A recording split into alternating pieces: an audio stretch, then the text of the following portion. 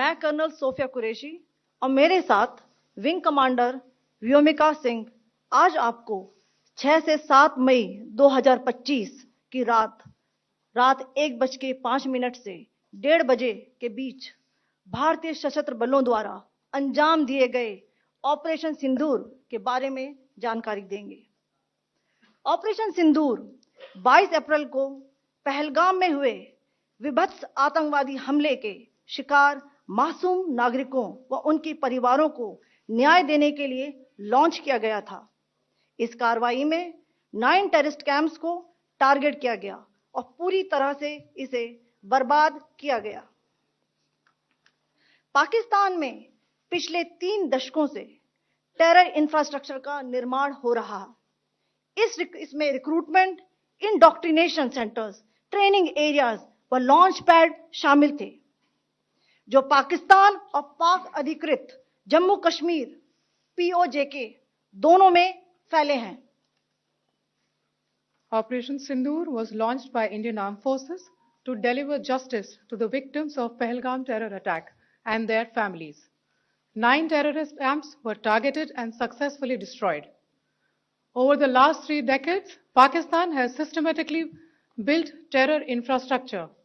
It is a complex web of recruitment and indoctrination centers, training areas for initial and refresher courses, and launch pads for handlers.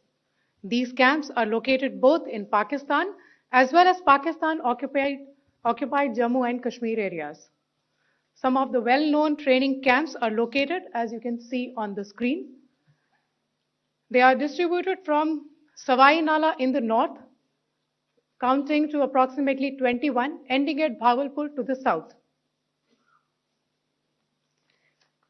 इन लक्ष्यों का चयन विश्वसनीय intelligence सूचनाओं के आधार पर हुआ ताकि आतंक गतिविधियों की रीढ़ तोड़ी जा सके, और यह खास ध्यान दिया गया कि निर्दोष नागरिकों और सिविलियन इंस्टॉलेशन को नुकसान न पहुंचे।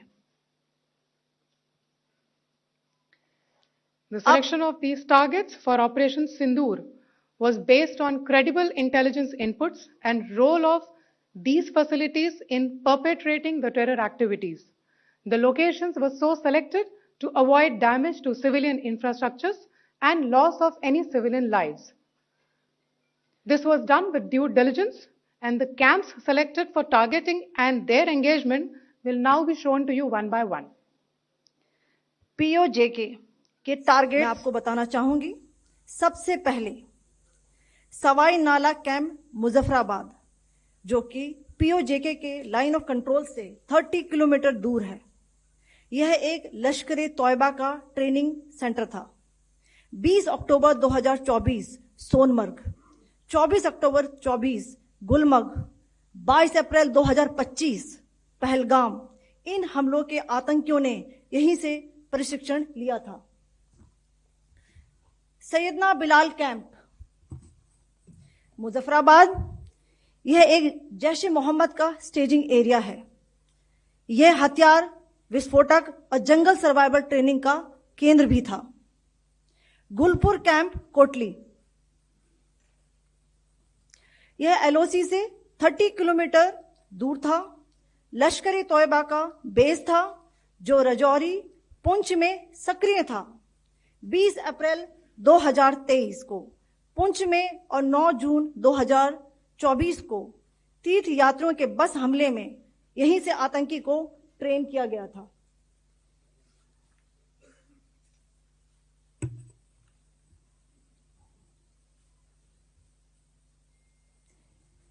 बरनाला कैंप बिंबर, यह एलओसी से 9 किलोमीटर दूर है। यहां पर हथियार, हैंडलिंग, आईईडी व जंगल सर्वाइवल का प्रशिक्षण केंद्र था।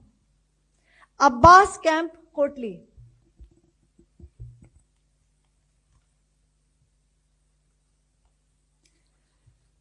यह एलओसी से 13 किलोमीटर दूर है।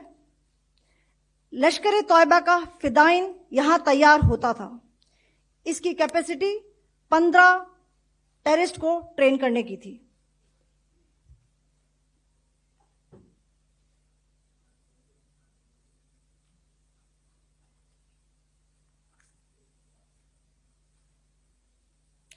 अब मैं पाकिस्तान के अंदर के टारगेट से अवगत कराना चाहूंगी।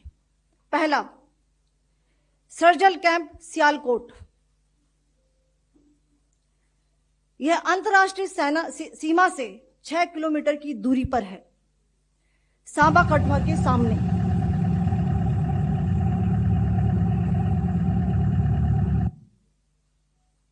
मार्च 2025 में जम्मू एंड कश्मीर पुलिस के 4 जवानों की जो हत्या की गई थी, उन आतंकवादियों को इसी जगह पर ट्रेन किया गया था।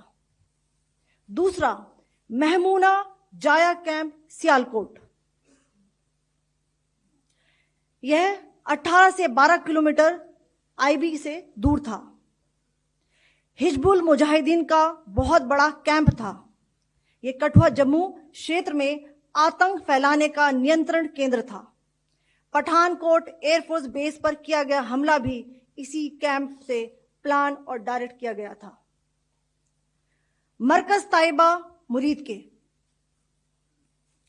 यह आईबी से 18 से 25 किलोमीटर दूरी पर है। 2008 के मुंबई हमले के आतंकी भी यहीं से प्रशिक्षित हुए थे। अजमल कसब व डेविड हेडली भी यहां ट्रेन हुए थे।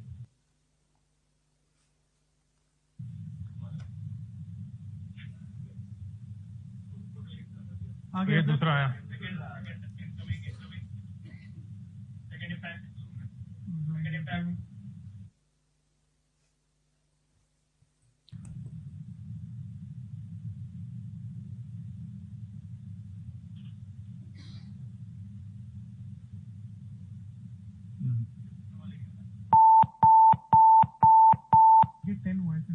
टारगेट 10 हुआ, एंक्लोजर सेम ही है। 7 it is hit the target. हाँ हाँ।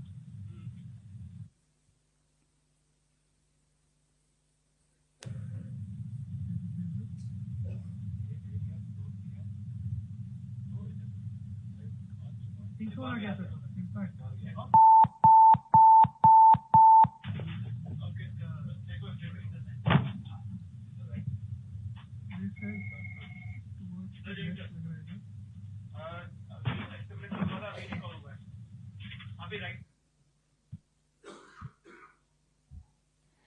मरकज सुभान अल्लाह भावलपुर, यह इंटरनेशनल बाउंड्री से 100 किलोमीटर दूर है। जैश ए मोहम्मद का मुख्यालय था। यहां पर रिक्रूटमेंट, ट्रेनिंग व इंडोक्ट्रिनेशन का केंद्र भी था। शीर्ष आतंकी अक्सर यहां आते थे। मैं आप सबको बताना चाहती हूं कि किसी भी सैन्य ठिकाने का निशाना नहीं बनाया गया और अभी तक किसी तरह की नागरिक क्षति की रिपोर्ट नहीं है। धन्यवाद। जय Hind. The strike on the terror camps were undertaken through precision capability, as shown to you. A niche technology weapons with careful selection of warheads was ensured so that there will be no collateral damage.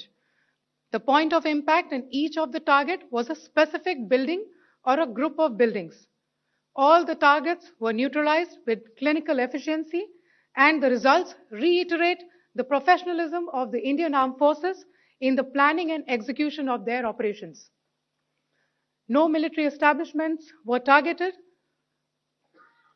India has demonstrated considerable restraint in its response. However, it must be said that the Indian Armed Forces are fully prepared to respond to Pakistani misadventures, if any, that will escalate the situation. Jai Hind.